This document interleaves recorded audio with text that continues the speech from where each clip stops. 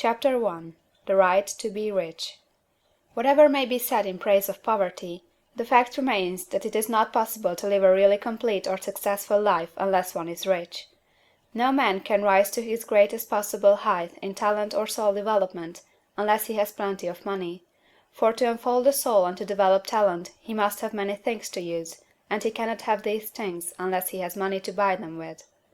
A man develops in mind, soul, and body by making use of things, and society is so organized that man must have money in order to become the possessor of things.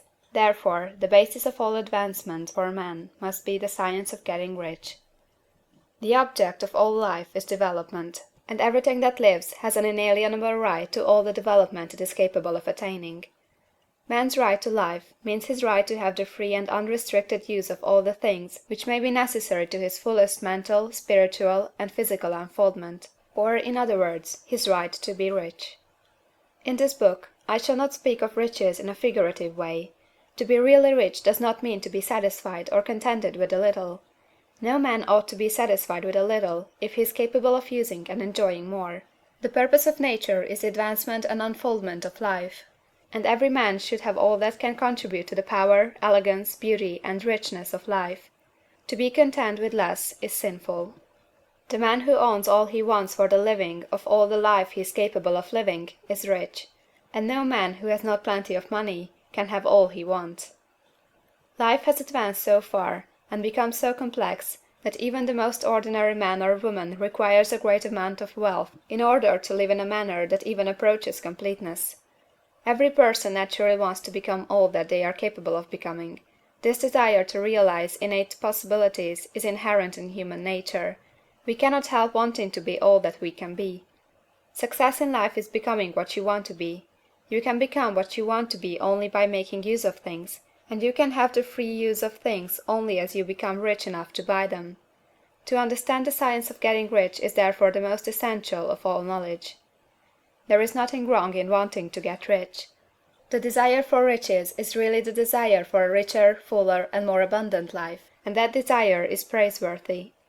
The man who does not desire to live more abundantly is abnormal, and so the man who does not desire to have money enough to buy all he wants is abnormal.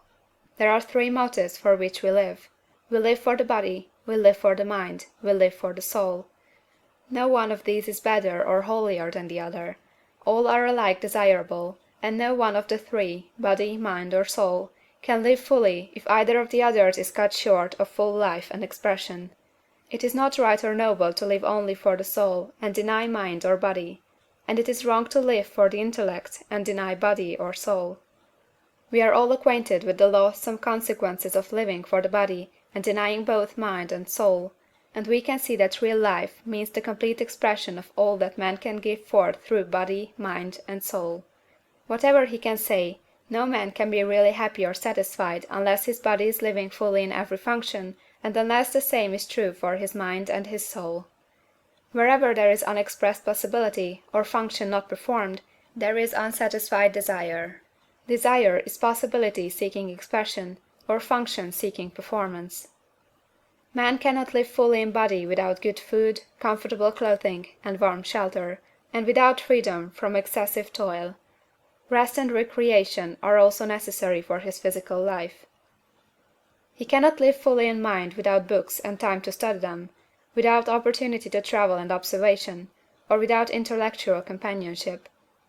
To live fully in mind he must have intellectual recreations, and must surround himself with all the objects of art and beauty he is capable of using and appreciating. To live fully in soul, man must have love, and love is denied expression by poverty.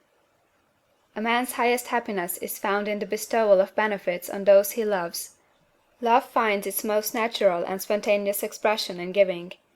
The man who has nothing to give cannot fill his place as a husband or father, as a citizen, or as a man. It is in the use of material things that a man finds full life for his body, develops his mind, and unfolds his soul. It is therefore for supreme importance to him that he should be rich. It is perfectly right that you should desire to be rich. If you are a normal man or woman, you cannot help doing so. It is perfectly right that you should give your best attention to the science of getting rich, for it is the noblest and most necessary of all studies. If you neglect this study, you are derelict in your duty to yourself, to God and humanity; for you can render to God and humanity no greater service than to make the most of yourself. CHAPTER II.